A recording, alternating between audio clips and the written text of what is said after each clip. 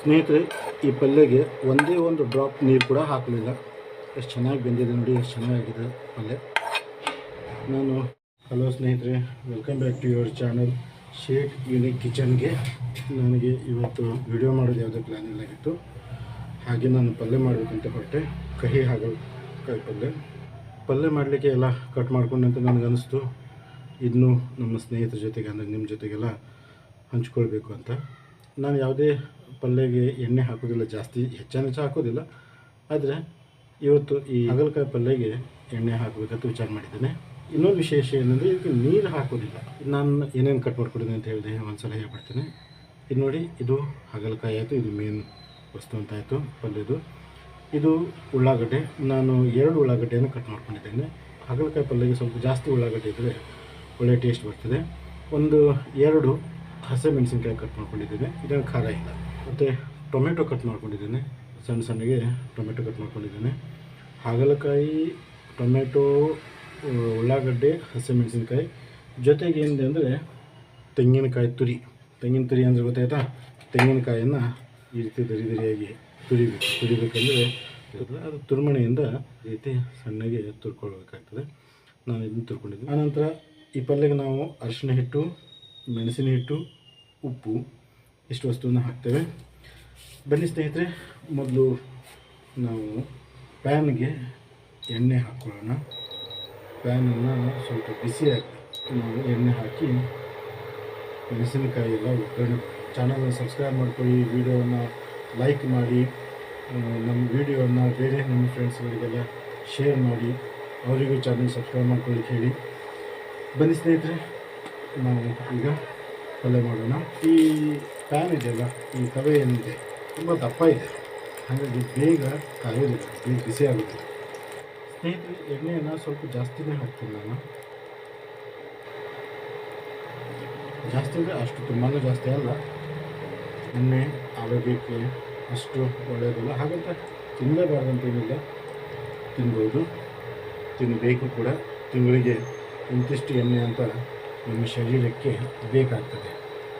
ಹಾಗಾಗಿ ಎಣ್ಣೆಯನ್ನು ಕೂಡ ಸ್ವಲ್ಪ ತಿನ್ನಬೇಕು. ಯೂಶ್ವಲಿ ನಮ್ಮ ಶರೀರಕ್ಕೆ ಬೇಕಾದಷ್ಟು ಎಣ್ಣೆ ನಾವು ತಿನ್ನುವಂಥ ಹಣ್ಣು, ಕಾಯಿ, ತರಕಾರಿ, ಅನ್ನ ಇದರೊಳಗೆಲ್ಲ ಸಿಗ್ತದೆ. ಸ್ನೇಹಿತರೆ, ಹಾಗಲಕಾಯಿ ಏನಂದರೆ ಶುಗರ್, ಡಯಾಬಿಟಿಸ್ ಎಲ್ಲ ಇದ್ದವರಿಗೆ ತುಂಬ ಒಳ್ಳೆಯದು, ರಕ್ತ ಶುದ್ಧಿಗೆ ತುಂಬ ಒಳ್ಳೆಯ ಸಹಾಯಕ. ಹಾಗಲಕಾಯಿ ವಾರದಲ್ಲಿ 1 ದಿನ ಆದರೂ ತಿನ್ನಬೇಕು, ಆರೋಗ್ಯಕ್ಕೆ ಒಳ್ಳೆಯದು. ನಾನು ಹಸಿಮೆಣಸಿನಕಾಯನ್ನು ಪ್ಯಾನಿಗೆ ಹಾಕಿದ್ದೇನೆ. ಹಸಿಮೆಣಸಿನಕಾಯಿ ಬೀಜ ಎಣ್ಣೆ ಇದಕ್ಕೆ ಸಿಗುತ್ತಾ ಇದೆ. ನಾವೀಗ ಉಳ್ಳಾಗಡ್ಡೆಯನ್ನು ಹಾಕೋಣ. ಉಳ್ಳಾಗಡ್ಡೆಯಲ್ಲಿ ಈರುಳ್ಳಿ, ಕೆಲವು ಏರಿಯಾಗಳಲ್ಲಿ ಉಳ್ಳಾಗಡ್ಡೆ ಅಂತ ಹೇಳ್ತದೆ, ಕೆಲವು ಏರಿಯಾದಲ್ಲಿ ಈರುಳ್ಳಿ ಅಂತ ಹೇಳ್ತಾರೆ. ಉಳ್ಳಾಗಡ್ಡೆ ಆಲ್ಮೋಸ್ಟ್ ಎಲ್ಲರಿಗೂ ಗೊತ್ತಾಗ್ತದೆ. ಉಳ್ಳಾಗಡ್ಡೆ ಈರುಳ್ಳಿಯಲ್ಲಿ ಕೂಡ ತುಂಬ ಜನರಿಗೆ ಗೊತ್ತಾಗ್ತದೆ. ಈಗ ಈ ಉಳ್ಳಾಗಡ್ಡೆಯನ್ನು ಚೆನ್ನಾಗಿ ಫ್ರೈ ಮಾಡ್ಕೊಳ್ಬೇಕು, ಹುರ್ಕೊಳ್ಬೇಕು. ಹುರ್ಕೊಳ್ಬೇಕಂದ್ರೆ ಕದ್ದು ಬಣ್ಣಕ್ಕೆಲ್ಲ ಬರಬೇಕಂತ ಹೇಳಿ ಏನಿಲ್ಲ, ಯಾಕಂದರೆ ನಾವು ನೀರು ಹಾಕದೇ ಇರೋದ್ರಿಂದ ಇದು ತಂತಾನೇ ಹಾಗಲಕಾಯಿ ಜೊತೆಗೆ ಬೇಯ್ತದೆ. ಈಗ ನಾನು ಇದರೊಳಗೆ ಏನು ಮಾಡ್ತೇನೆ ಅಂದರೆ ಹಾಗಲಕಾಯಿಯನ್ನು ಕೂಡ ಹಾಕ್ತೀನಿ.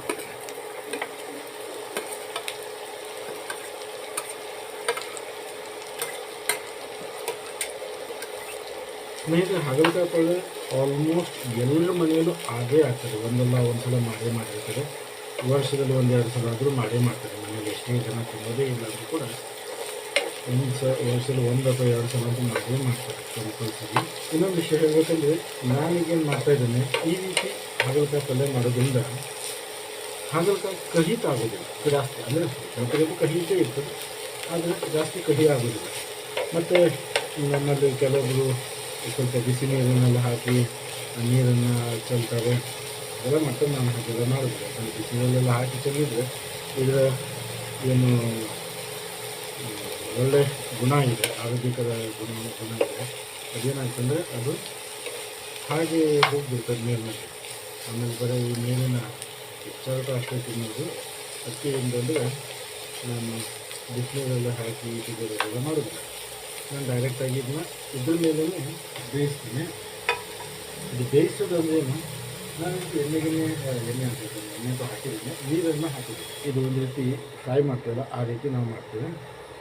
ಈಗ ಇದನ್ನ ಪ್ರತಿ ಒಂದು ನಿಮಿಷಕ್ಕೆ ಅಥವಾ 2 ನಿಮಿಷಕ್ಕೆ ಒಂದು ಸಲ ಓಪನ್ ಮಾಡಿ ಅದನ್ನ ನಾವು ಚಮಚ ಅಂದರೆ ಸೌಟ್ನಿಂದ ನಾವು ಚೆನ್ನಾಗಿ ಇದನ್ನ ಮಿಕ್ಸ್ ಮಾಡ್ತಾ ಇರಬೇಕು. ಆವಾಗ ಮಿಕ್ಸ್ ಮಾಡ್ತಾಯಿದ್ರೆ ಪಲ್ಯ ತಳ ಹಾಕೋದಿಲ್ಲ ಮತ್ತು ಚೆನ್ನಾಗಿ ಬೇಯ್ತದೆ, ಅಂದರೆ ಫ್ರೈ ಆಗ್ತದೆ. ಫ್ರೈ ಅಂದರೆ ಅದು ನೀವು ಫ್ರೈ ಅಂತ ಹೇಳಲಿಕ್ಕೆಲ್ಲ. ಆಮೇಲೆ ಕಾಯಿ ತುರಿಯಿಂದಲೇ ಎಕ್ದಮ್ ಲಾಸ್ಟ್ ಹಾಕೋದು, ಎಲ್ಲ ಇಂಗ್ರೀಡಿಯೆಂಟ್ ಎಲ್ಲ ಹಾಕಿ ಪಲ್ಯ ಎಲ್ಲ ಬೆಂದು ಪೂರ್ತಿ ಇದಾದ ನಂತರ ಕಾಯಿ ತುರಿಯನ್ನು ಹಾಕೋದು. ಇದೇನಿದೆ ಈ ಹಾಗಲಕಾಯಿ, ಉಳ್ಳಾಗಡ್ಡೆ, ಟೊಮೆಟೊ ಇರ್ತಲ್ಲ, ಇದರ ನೀರಿನಿಂದಲೇ ಬೇಯ್ತದೆ. ಟೊಮೆಟೊ ನಾನು ಇನ್ನೂ ಹಾಕಲಿಲ್ಲ, ಯಾಕಂದರೆ ಟೊಮೆಟೊ ಇದೊಂದು ಸ್ವಲ್ಪ ಡ್ರೈ ಆದ ನಂತರ ಟೊಮೆಟೊ ಹಾಕ್ತೇನೆ. ಇದಕ್ಕೆ 2 ಕಾರಣ ಇದೆ. ಟೊಮೆಟೊ ಸ್ವಲ್ಪ ಡ್ರೈ ಆದ ನಂತರ ಹಾಕಲಿಕ್ಕೆ, ಒಂದು ಅದು ಡ್ರೈ ಆದ ನಂತರ ತಳ ಹಾಕ್ಲಿಕ್ಕೆ ಸ್ಟಾರ್ಟ್ ಆಗ್ತದೆ. ಅದಕ್ಕೆ ಟೊಮೆಟೊ ಹಾಕಿದರೆ ಆ ನೀರನ್ನೆಲ್ಲ ಅದಕ್ಕೆ ಮತ್ತೆ ನೀರಿನ ಸಪ್ಲೈ ಆಗ್ತದೆ ಅದರಿಗೆ. ಆನಂತರ ಎರಡನೇದು ಹೇಳಬೇಕಂದ್ರೆ ಅದು ಚೆನ್ನಾಗಿ ಬೆಂದ ನಂತರ ಟೊಮೆಟೊ ಹಾಕಿದರೆ ಟೊಮೆಟೊವಿನ ಏನು ಟೇಸ್ಟ್ ಇದೆ ಅದು ಅದಕ್ಕೆ ಹೀರ್ಕೊಳ್ತದೆ. ಮೊದಲೇ ಹಾಕಿದರೆ ಟೊಮೆಟೊ ಒಂದು ರೀತಿ ಸುಟ್ಟಂಗಾಗಿ ಅದರ ಟೇಸ್ಟ್ ಅಷ್ಟು ಉಳಿಯೋದಿಲ್ಲ. ಈಗ ಇನ್ನೊಂದು 2 ಸಲ ತಿರುಗಾಡಿದ ನಂತರ ಆನಂತರ ಟೊಮೆಟೊ ಹಾಕ್ತೇನೆ. ಟೊಮೆಟೊಗಿಂತ ಹಾಕೋದಕ್ಕೆ ಮುಂಚೆ ಒಂದು ಸ್ವಲ್ಪ ಉಪ್ಪು ಹಾಕ್ತೇನೆ. ಆನಂತರ ಏನಂದರೆ ಅರಿಶಿನ, ಒಂದು ಸ್ವಲ್ಪ ಖಾರ ಪುಡಿ ಹಾಕ್ತೇನೆ. ಯಾಕಂದರೆ ಸ್ವಲ್ಪ ಖಾರ ಬೇಕಾಗ್ತದೆ. ಜಾಸ್ತಿ ಖಾರ ಏನು ಮಾಡೋದಿಲ್ಲ, ನಾವು ಖಾರ ತಿನ್ನೋದಿಲ್ಲ ಜಾಸ್ತಿ. ಹಾಗಾಗಿ ಸ್ವಲ್ಪ ಖಾರ ಬೇಕಾಗ್ತದೆ. ಅದಕ್ಕೆ ಸ್ವಲ್ಪ ಖಾರ ಪುಡಿಯನ್ನು ಆ್ಯಡ್ ನೋಡಿ. ಉಗಿ ಹೆಂಗೆ ಬರ್ತಾ ಇದೆ ಅಂದರೆ ಚೆನ್ನಾಗಿ ಕುದೀತಾ ಇದೆ, ಅದರಿಂದ ಒಳ್ಳೆ ಬೇಯ್ತಾ ಇದೆ. ಇದು ಪದೇ ನಾವು ಮುಚ್ಚೋದನ್ನು ತೆಗಿತೀವಿ. ಯಾಕಂದರೆ ಪದೇ ಮುಚ್ಚಳ ಮುಚ್ಚಿದ್ದನ್ನು ತೆಗೆಯೋದು ಕೆಳಗೆ ತಳ ಹತ್ತಬಾರ್ದು, ತಳ ತಾಗಬಾರ್ದು ಅಂಥೇಳಿ ಮುಚ್ಚಳನ್ನು ತೆಗಿತಾ ಇರ್ತೀವಿ. ನೋಡಿ, ಪೂರ್ತಿ ಹಸಿರಿದ್ದಂಥ ಹಾಗಲಕಾಯಿ ಒಂದು ರೀತಿ ಕಲರ್ ಡಲ್ ಆಗ್ತದೆ. ಅಂದರೆ ಸ್ವಲ್ಪ ಯಾಕಂದರೆ ಬೆಂದಿದೆ ಸ್ವಲ್ಪ, ಹಾಗಾಗಿ ಇದಕ್ಕೆ ಉಪ್ಪನ್ನು ಹಾಕೋದು. ಉಪ್ಪು ಎಷ್ಟು ಹಾಕೋಣ, ಇಷ್ಟು ಸ್ವಲ್ಪ 1 ಚಮಚ ಇಂಟು ಸ್ವಲ್ಪ ಕಡಿಮೆ ಆಗ್ತದೆ. ಅದಕ್ಕೋಸ್ಕರ 1 ಚಮಚ ಅಂತ ತಿಳ್ಕೊಳ್ಳಿ. 1 ಚಮಚ ಏನಾಗೋದು, 1 ಚಮಚ ಒಂದು ಸ್ವಲ್ಪ ಕಡಿಮೆ. ಆಮೇಲೆ ಬೇಕಾದರೆ ನೋಡಿ ಹಾಕ್ಕೊಳ್ಬೇಕು. ನನಗೆ ಈ ಚಮಚದಿಂದ ಲೆಕ್ಕ ತಿಳಿದಿದೆ ಯಾವತ್ತೂ. ಇದು ಯಾಕೆ ಅದರಿಂದಲೇ ನಾನು ಹಾಕ್ತೇನೆ. ಇದರಲ್ಲಿ ಚಮಚ ಹಾಕಿಟ್ಟಿದ್ದಾರೆ, ಹಾಗಾಗಿ ಚಮಚದಿಂದ ಹಾಕಿದ್ರೆ ಹಾಕಿದ ನನಗೆ ಅದು ಲೆಕ್ಕ ತಿಳಿಯೋದು. ಅಂದರೆ ನಾನು ಸ್ವಲ್ಪ ಕಡಿಮೆನೇ ಹಾಕ್ತೀನಿ, ಚಮಚದಿಂದ ಹಾಕಿರ್ತಾರೆ. ಅದು ರೂಢಿಯಾಗಿಬಿಟ್ಟಿದ್ದು ನನಗೆ. ಅದಕ್ಕೆ ಮೊಸರದಿಂದಲೇ ಹಾಕೋದು. ಉಪ್ಪು ಸ್ವಲ್ಪ ಮೊದಲೇ ಹಾಕೋದ್ರಲ್ಲಿ ಏನಾಗ್ತಂದರೆ ಉಪ್ಪಿನಿಂದ ಈ ಇದರೊಳಗಿರುವಂಥ ನೀರು ಬೀಳ್ತದೆ. ಅದರಲ್ಲಿರುವಂಥ ನೀರು ಸ್ವಲ್ಪ ಬಿಡುಗಡೆ ಆಗ್ತದೆ. ಹಾಗಾಗಿ ತಳ ಹತ್ತೋದಿಲ್ಲ. ಮುಚ್ಚಿಡೋದ್ರಿಂದ ಏನಾಗ್ತಂದರೆ ಆವಿ ಜಾಸ್ತಿ ಹೊರಗೆ ಹೋಗೋದಿಲ್ಲ. ಹಾಗಾಗಿ ಒಳಗಡೆ ಬೇಯಲಿಕ್ಕೆ ತುಂಬ ಅನುಕೂಲ ಆಗ್ತದೆ ಅಂತ ಹೇಳಿ ಇದನ್ನು ಮುಚ್ಚಿಡೋದು. ಈಗ ಇನ್ನೊಂದು ವಿಷಯ ಏನಂದರೆ, ನಾಳೆ ಅಥವಾ ನಾಡಿದ್ದು 1-2 ದಿವಸದಲ್ಲಿ ಬಾಳೆಯ ದಿಂಡಿನ ಪಲ್ಯ ಮಾಡ್ತೇನೆ. ಜೊತೆಗೆ ಒಂದು ದಿವಸ ಬಾಳೆಯ ಗೊನೆಯ ಹೂ ಬರ್ತದಲ್ಲ, ಎದುರಿಗೆ ಹೂವಿನ ಪಲ್ಯವನ್ನು ಮಾಡ್ತೇನೆ. ಎರಡನ್ನು ಈ 1-4 ದಿವಸವೇ ತೋರಿಸ್ತೀನಿ ವಿಡಿಯೋದಲ್ಲಿ.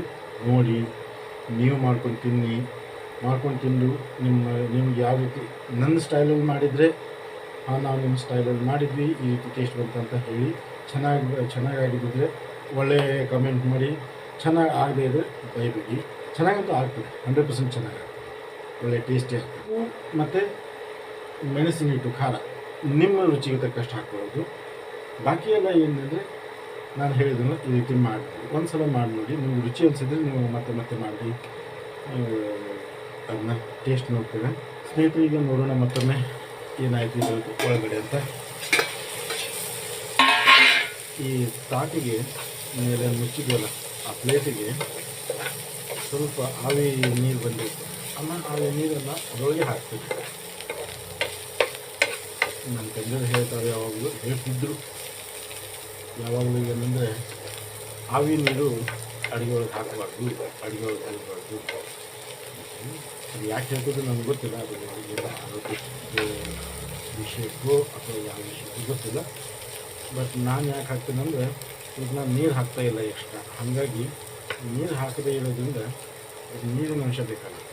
ಅದಕ್ಕೆ ನಾನು ಆವಿ ಆಗಿ ಬಂದಂಥ ನೀರನ್ನು ತಾಟಿಂದ ಅದರೊಳಗಿನ ಸ್ವಲ್ಪ ಅಡುಗೆ ನಾನು ಆಲ್ಮೋಸ್ಟ್ ಎಲ್ಲನೂ ಮಾಡ್ತೇನೆ. ಮತ್ತು ಹೊಸವಾಗಿ ಯಾವುದೇ ಒಂದು ಅಡುಗೆ ನೋಡಿದರೂ ಕೂಡ ಅದನ್ನು ಕೂಡ ನಾನು ಮಾಡ್ತೀನಿ. ಆದರೆ ನನಗೆ ಅಡುಗೆ ಮಾಡಲಿಕ್ಕೆ ಇಷ್ಟನೇ ಆಗೋದಿಲ್ಲ. ಅಡುಗೆ ಮಾಡಲಿಕ್ಕೆ ಬರ್ತದೆ, ಅಡುಗೆ ಮಾಡಲಿಕ್ಕೆ ಇಷ್ಟ ಇಲ್ಲ. ಬನ್ನಿ ನೋಡೋಣ ಪಲ್ಯ ಯಾವ ರೀತಿ ಬೆಂದಿದೆ ಅಂಥೇಳಿ, ಯಾವ ರೀತಿ ಬೆಂದಿದೆ, ಎಷ್ಟು ಬೆಂದಿದೆ ಅಂಥೇಳಿ. ಆಲ್ಮೋಸ್ಟ್ ಪಲ್ಯ ಪೂರ್ತಿ ಬೆಂದು ಹೋಗಿದೆ. ಎಷ್ಟು ತಿನ್ನಲಿಕ್ಕೆ ಎಷ್ಟು ಬೇಕು ಅಷ್ಟು ಬೆಂದಿದೆ. ಅದು ನಾನು ಇದಕ್ಕಿಂತಲೂ ಹೆಚ್ಚಿಗೆ ಡ್ರೈ ಆಗೋಂಗೆ ಬೇಯಿಸ್ತೀನಿ. ಎಷ್ಟು ಡ್ರೈ ಆಗ್ತದೆ, ಎಷ್ಟು ಬೆಂದು ಪೂರ್ತಿ ಒಣಗ್ತದೆ ಅಷ್ಟು ರುಚಿ ಆಗ್ತದೆ. ಈಗ ಟೊಮೆಟೊ ನಾನು ಈಗ ಹಾಕ್ತಿದ್ದೀನಿ. ಟೊಮೆಟೊ ಹಾಕಿ ಅದು ಮಿಕ್ಸ್ ಮಾಡಿದೆ. ನಾನು ಈಗಲೇ ಅರಿಶಿನ ಮತ್ತು ಖಾರ ಪುಡಿ ಹಾಕೋದಿಲ್ಲ, ಮೆಣಸಿನ ಹಾಕೋದಿಲ್ಲ. ಈಗ ಇನ್ನೊಂದು ಸ್ವಲ್ಪ ಬೇಯಿಸಿ, ಈಗ ಟೊಮೆಟೊ ಹಾಕಿದ್ದೀನಿ. ಈ ಟೊಮೆಟೊದ ರಸದಿಂದ ಇದು ಇನ್ನೊಂದು ಸ್ವಲ್ಪ ಬೇಯಿಸಿ ಆಮೇಲೆ ಇದಕ್ಕೆ ಅರಿಶಿನ ಹಿಟ್ಟು, ಖಾರ ಪುಡಿ ಹಾಕೋಣ. ಆಲ್ರೆಡಿ ಪಲ್ಯ ಪೂರ್ತಿ ಬೆಂದು ಸ್ವಲ್ಪ ತಳ ಹತ್ತಲಿಕ್ಕೆ ಸ್ಟಾರ್ಟ್ ಆಗಿದೆ. ತಳೇನು ಹತ್ತಲಿಕ್ಕೆ ಸ್ಟಾರ್ಟ್ ಆಗಿಲ್ಲ, ತಳ ಹತ್ತೋದಿಲ್ಲ ಈ ಪ್ಯಾನ್ಗೆ. ಏನಾಗಿದೆ ಅಂದರೆ ಈ ಪ್ಯಾನ್ನಲ್ಲಿ ಪ್ಯಾನ್ ನಾನ್ ಸ್ಟಿಕ್ಕಿ ಆಗಿದ್ದರಿಂದ ತಳ ಹತ್ತೋದು ಸ್ವಲ್ಪ ಕಡಿಮೆ, ಆದರೂ ಕೂಡ ಸುಡ್ತದೆ ಅಂಥೇಳಿ ಅಂದಿದೆ.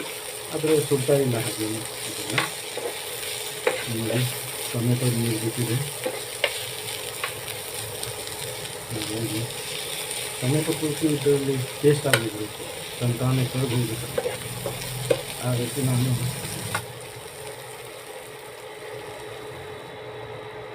ಸ್ನೇಹಿತರೆ, ಹಾಗಲಕಾಯಿ ಪಲ್ಯ ನನಗಂತೂ ತುಂಬ ಇಷ್ಟ. ನಿಮಗೂ ಯಾರ್ಯಾರಿಗೆ ಇಷ್ಟ ಅಂತ ದಯವಿಟ್ಟು ಕಾಮೆಂಟ್ ಮಾಡಿ. ಸ್ನೇಹಿತರೆ, ನಾನು ಈ ವಿಡಿಯೋ ಎಲ್ಲ ಮಾಡಲಿಕ್ಕೆ ಸುಮಾರು ಕಷ್ಟಪಟ್ಟಿರ್ತೇನೆ. ನಮ್ಮ ಎಫರ್ಟ್ಸ್ ತುಂಬ ಇರ್ತದೆ. ಅದಕ್ಕೆ ಸಾಧ್ಯ ಆದಷ್ಟು ಎಲ್ಲರೂ ಕೂಡ ನಮ್ಮ ವಿಡಿಯೋಗಳಿಗೆ ಲೈಕ್ ಮಾಡಿ, ನಿಮ್ಮ ಫ್ರೆಂಡ್ಸ್ಗಳಿಗೆ ಶೇರ್ ಮಾಡಿ, ವಿಡಿಯೋಗಳನ್ನ ಹೆಚ್ಚೆಚ್ಚು ಜನ ನೋಡಲಿ. ನಮ್ಮ ಚಾನಲನ್ನು ಸಬ್ಸ್ಕ್ರೈಬ್ ಮಾಡ್ಕೊಳ್ಳಿ. ನಮ್ಮ ಈ ಶೇಟ್ ಯುನಿಕ್ ಕಿಚನ್ ಚಾನಲ್ ಜೊತೆಗೆ ಇನ್ನೊಂದು ಚಾನಲ್ ಇದೆ ನಮ್ಮದು, ಸಂಸ್ಕೃತಿ ಎಕ್ಸ್ಪ್ಲೋರರ್ ಅಂತ. ಅದರಲ್ಲಿ ನಾನು ಹೆಚ್ಚು ಎಲ್ಲೋ ದೇವಸ್ಥಾನಗಳಿಗೆ ಹೋಗಿದ್ದು, ಎಲ್ಲೋ ಟೂರಿಗೆ ಹೋಗಿದ್ದು, ಎಲ್ಲೋ ಪಿಕ್ನಿಕ್ ಹೋಗಿದ್ದು, ಎಲ್ಲೋ ಕ್ಯಾಂಪಿಂಗ್ ಮಾಡಿದ್ದು, ನಾನೆಲ್ಲೋ ಹೋಗಿದ್ದು, ಎಷ್ಟೋ ಸಲ ಸೋಲೋ ಟ್ರಿಪ್ ಮಾಡಿರ್ತೇನೆ. ಹಾಗೆಲ್ಲ ಹೋಗಿದ್ದೆಲ್ಲ ನಾನು ವಿಡಿಯೋ ಹಾಕಿರ್ತೇನೆ. ನಮ್ಮ ಸಂಸ್ಕೃತಿ ಬಗ್ಗೆ, ನಮ್ಮ ದೇವಸ್ಥಾನಗಳ ಬಗ್ಗೆ ಎಲ್ಲ ಹಾಕಿರ್ತೇನೆ. ದಯವಿಟ್ಟು ಅದನ್ನು ಕೂಡ ಎಲ್ಲರೂ ನೋಡಬೇಕು. ಮತ್ತು ಆ ಚಾನಲನ್ನು ಕೂಡ ಎಲ್ಲರೂ ಸಬ್ಸ್ಕ್ರೈಬ್ ಮಾಡ್ಕೊಳ್ಳಿ. ಮತ್ತು ವಿಡಿಯೋ ಬಗ್ಗೆ ಏನೇ ಹೇಳೋದಿದ್ರೆ ದಯವಿಟ್ಟು ಕಮೆಂಟ್ ಮಾಡಿ. ಒಳ್ಳೆಯದಿದ್ದರೂ ಕಮೆಂಟ್ ಮಾಡಿ, ಕೆಟ್ಟದಿದ್ದರೂ ಕಮೆಂಟ್ ಮಾಡಿ, ಲೈಕ್ ಮಾಡಿ. ನಿಮ್ಮ ವಿಡಿಯೋ ಇಷ್ಟ ಆಗಲ್ಲ ಅಂದರೆ ಡಿಸ್ಲೈಕ್ ಮಾಡಿ, ಅದನ್ನು ರಿಪ್ಲೈ ಕೊಡಿ ದಯವಿಟ್ಟು. ಮತ್ತು ನಿಮ್ಮ ಸ್ನೇಹಿತರಿಗೆ, ನಿಮ್ಮ ರಿಲೇಟಿವ್ಸ್ಗಳಿಗೆ, ನಿಮಗೆ ಬೇಕಾದವರಿಗೆ ಎಲ್ರಿಗೂ ವಿಡಿಯೋವನ್ನು ಶೇರ್ ಮಾಡಿ. ಅವರಿಗೂ ಕೂಡ ನೋಡಲಿಕ್ಕೆ ಹೇಳಿ. ವಿಡಿಯೋನ ಹೆಚ್ಚೆಚ್ಚು ಜನ ನೋಡಿ. ಎಷ್ಟು ಜನ ವಿಡಿಯೋ ನೋಡ್ತಾರೆ ಅಷ್ಟು ಈ ನಿಮ್ಮ ಸ್ನೇಹಿತನಿಗೆ ಒಳ್ಳೆಯದಾಗ್ತದೆ. ನಮ್ಮ ವಿಡಿಯೋ ನೋಡಿ ನೀವು ಲೈಕ್ ಕಮೆಂಟೆಲ್ಲ ಮಾಡಿದರೆ ನಮಗೆ ಒಂದು ಮೋಟಿವೇಶನ್ ಸಿಗ್ತದೆ, ನಮ್ಗೆ ಮತ್ತೆ ಪ್ರೋತ್ಸಾಹ ಸಿಗ್ತದೆ. ನಾವು ಮುಂದೆ ಮತ್ತೆ ಇದಕ್ಕಿಂತ ಒಳ್ಳೊಳ್ಳೆ ವಿಡಿಯೋ ಮಾಡಲಿಕ್ಕೆ. ಸ್ನೇಹಿತರೆ, ನಿಮಗೆ ಇದ್ರ ಹೊರತು ಬೇರೆ ಯಾವ ರೀತಿಯ ವಿಡಿಯೋಗಳು ನೋಡಲಿಕ್ಕೆ ಇಷ್ಟ ಅನ್ನೋದನ್ನು ಕೂಡ ಕಮೆಂಟ್ ಮಾಡಿ ತಿಳಿಸಿ. ಮತ್ತು ನಿಮ್ಗೆ ಯಾವ ಅಡುಗೆ ಮಾಡಲಿಕ್ಕೆ ನಾನು ಮಾಡೋದನ್ನು ನೀವು ನೋಡಲಿಕ್ಕೆ ಇಷ್ಟಪಡ್ತೀರಾ ಅನ್ನೋದನ್ನು ದಯವಿಟ್ಟು ಕಮೆಂಟ್ ಮಾಡಿ ತಿಳಿಸಿ. ಇದ್ರ ನಂತರ ನಿಮ್ಗೆ ಯಾವ ವಿಡಿಯೋ ನೋಡೋದು ಇಷ್ಟ ಅಂಥೇಳಿ ಕೂಡ ನನಗೆ ಕಮೆಂಟ್ ಮಾಡಿ ತಿಳಿಸಿ. ಮತ್ತು ನೀವೇನೋ ಅಡುಗೆ ಮಾಡ್ತೀರಾ, ಅದು ನೀವು ಯಾವ ರೀತಿ ಮಾಡ್ತೀರಾ ಅನ್ನೋದನ್ನು ನಿಮಗೆ ತಿಳಿಸೋ ಇಷ್ಟ ಇದ್ದರೆ ದಯವಿಟ್ಟು ನನಗೆ ತಿಳಿಸಿ. ಸ್ನೇಹಿತರೆ, ಪಲ್ಯ ಅಂದರೆ ಹಾಗಲಕಾಯಿ ಅಂತೂ ಪೂರ್ತಿ ಬೆಂದೋಗಿಬಿಟ್ಟಿದೆ. ಹಾಗಲಕಾಯಿ ಅಂತ ಇಲ್ಲ, ಹಾಗಂತ ಎಲ್ಲ ವಸ್ತುನೂ ಪೂರ್ತಿ ಬೆಂದೋಗಿದೆ. ಇನ್ನೇನು ಬೇಯೋದೇನು ಉಳಿಲಿಲ್ಲ. ನೋಡಿ, ನಿಮ್ಗೆ ಕಾಣ್ತಾನೆ ಇದೆ ಪಲ್ಯ ತುಂಬ ಚೆನ್ನಾಗಿ ಬೆಂದಿದೆ. ಈಗ ನಾನು ಇದಕ್ಕೆ ಏನಂದರೆ ಅರಿಶಿನ ಹಿಟ್ಟು ಮತ್ತು ಮೆಣಸಿನ ಪುಡಿ ಹಾಕ್ತೀನಿ. ಮೊದಲು ಮೆಣಸಿನ ಪುಡಿ ಹಾಕೋಣ. ನಾನು ಜಾಸ್ತಿ ಏನು ಹಾಕೋದಿಲ್ಲ. ಮತ್ತು ಈ ಮೆಣಸಿನ ಪುಡಿ ಜಾಸ್ತಿ ಖಾರ ಇಲ್ಲ, ಯಾಕಂದ್ರೆ ನಾವು ಖಾರ ಯೂಸ್ ಜಾಸ್ತಿ ಮಾಡೋದಿಲ್ಲ. ಕೆಲವರು ತುಂಬ ಖಾರ ತಿಂತಾರೆ. ನಾನು ಜಾಸ್ತಿ ಖಾರ ತಿಂದೇ ಇರೋದ್ರಿಂದ ನಾನು ಜಾಸ್ತಿ ಯಾವತ್ತೂ ಮೆಣಸಿನ್ಕಾಯಿ ಹಿಟ್ಟು ಕೂಡ ಇಲ್ಲಂದರೆ ಮೆಣಸಿನ್ಕಾಯಿನ ಜಾಸ್ತಿ ಖಾರ ಇಲ್ಲದೆ ಇರೋದನ್ನೇ ನಾನು ಮೆಣಸಿನ್ಕಾಯಿ ತಂದು ಹಿಟ್ಟು ಮಾಡಿಸಿರ್ತೇನೆ. ಈಗ ಅರಿಶಿನ ಹಿಟ್ಟನ್ನು ಹಾಕೋಣ. ಸ್ವಲ್ಪ ಅರಿಶಿನ ಹಿಟ್ಟು ಏನಂದರೆ ಇದರಲ್ಲಿ ಆ್ಯಂಟಿಸೆಪ್ಟಿಕ್ ಗುಣ ಇರ್ತದೆ. ಯಾವುದೇ ಗಾಯ ಇದು ನೋಡಿ ನೀವು ಬೇಕಾದ್ರೆ ಹಾಕ್ಕೊಂಡು ಸ್ವಲ್ಪ ನೀರು ಹಚ್ಕೊಂಡು ನೋಡಿ, ತುಂಬ ಬೇಗ ವಾಸಿ ಆಗ್ತದೆ ನೋಡಿ. ಇದ್ರದ್ದು ಎಣ್ಣೆ ಎಲ್ಲ ಆರಿಸೋಗ್ಬಿಟ್ಟಿದೆ, ಎಣ್ಣೆ ಅಲ್ಲ ನೀರೆಲ್ಲ ಆರಿಸೋಗ್ಬಿಟ್ಟಿದೆ. ಇನ್ನು ಇದಕ್ಕೆ ತೆಂಗಿನಕಾಯಿ ತುರಿಯನ್ನು ಹಾಕ್ತೀನಿ ನೋಡಿ ಸ್ನೇಹಿತರೆ. ತೆಂಗಿನಕಾಯಿ ತುರಿ ಈ ರೀತಿ ತುರಿಮಣೆಯಲ್ಲಿ ಇದನ್ನು ಹಾಕಿಬಿಟ್ಟು ಮತ್ತೊಮ್ಮೆ ಚೆನ್ನಾಗಿ ಮಿಕ್ಸ್ ಮಾಡಿ ಇಟ್ಬಿಟ್ಟು ಅಂದರೆ ಪಲ್ಯ ಆಲ್ಮೋಸ್ಟ್ ಮುಗಿತು. ಆಲ್ಮೋಸ್ಟ್ ಅಂದರೆ ಕೊಟ್ಟು ಮುಗಿದೇ ಹೋಗಿದೆ, ಪಲ್ಯ ಏನು ಮುಗಿಯೋದೇನು ಬಾಕಿ ಇಲ್ಲ. ಕಾಯಿ ತುರಿ ಹಾಕೋದ್ರಿಂದ ಒಂದು ನಾವು ಎಣ್ಣೆಯಲ್ಲಿ ಚೆನ್ನಾಗಿ ಹಾಗಲಕಾಯನ್ನು ಬೇಯಿಸ್ಕೊಳ್ಳೋದ್ರಿಂದ ಏನಾಗ್ತದೆ, ರೋಸ್ಟು ಫ್ರೈ ಮಾಡ್ಕೊಳ್ಳೋದ್ರಿಂದ ಏನಾಗ್ತಂದರೆ ಒಂದು ಹಾಗಲಕಾಯಿಯ ಯಾವುದೇ ಒಂದು ಆರೋಗ್ಯಕ್ಕೆ ಸಂಬಂಧಿಸಿದಂಥ ಆರೋಗ್ಯಕ್ಕೆ ಹಿತಕರವಾದಂಥ ಯಾವುದೇ ಒಂದು ವಿಟಮಿನ್ಸ್ ಆಗಲಿ ಪ್ರೋಟೀನ್ಸ್ ಆಗಲಿ ಮಿನರಲ್ಸ್ ಆಗಲಿ ಹೋಗಿರೋದಿಲ್ಲ, ಅದರಲ್ಲೇ ಅಲ್ಲೇ ಡ್ರೈ ಆಗಿ ಅದರಲ್ಲೇ ಉಳಿದಿರ್ತದೆ. ಎರಡನೇದಾಗಿ ಹೇಳಬೇಕಂದ್ರೆ ಜಾಸ್ತಿ ಖಾರ ಅನಿಸೋದಿಲ್ಲ, ಖಾರ ಅಲ್ಲ ಜಾಸ್ತಿ ಕಹಿ ಅನಿಸೋದಿಲ್ಲ. ಅದರಲ್ಲಿ ಮತ್ತಿದು ಕಾಯಿ ತುರಿ ಹಾಕೋದ್ರಿಂದ ಕಾಯಿ ಒಂದು ಸ್ವಲ್ಪ ಸಿಹಿ ಇರ್ತದೆ, ಸ್ವೀಟ್ನೆಸ್ ಜಾಸ್ತಿ ಇರ್ತದೆ ತೆಂಗಿನಕಾಯಿನಲ್ಲಿ. ಹಾಗಾಗಿ ಅದರಿಂದ ಏನಾಗ್ತಂದರೆ ಮತ್ತೊಂದಿಷ್ಟು ಸಿಹಿಯಾಗಿ ರುಚಿ ಆಗ್ತದೆ. ನೋಡಿ ನಿಮ್ಗೆ ಅನಿಸ್ಬೋದು ಈಗ ಹಾಗಲಕಾಯಿಯಲ್ಲಿ ಮಾಯ ಆಗೋಯ್ತು, ಬರೀ ತೆಂಗಿನಕಾಯಿ ಕಾಯಿ ತುರಿನೇ ಕಾಣ್ತಾ ಇದೆ ಅಂತ ನೀವು ಅನಿಸ್ಬೋದು. ಹಾಗಾಗಿ ನಾನು ಈ ರೀತಿ ಮಾಡ್ತೇನೆ ಪ್ರತಿ ಸಲನೂ.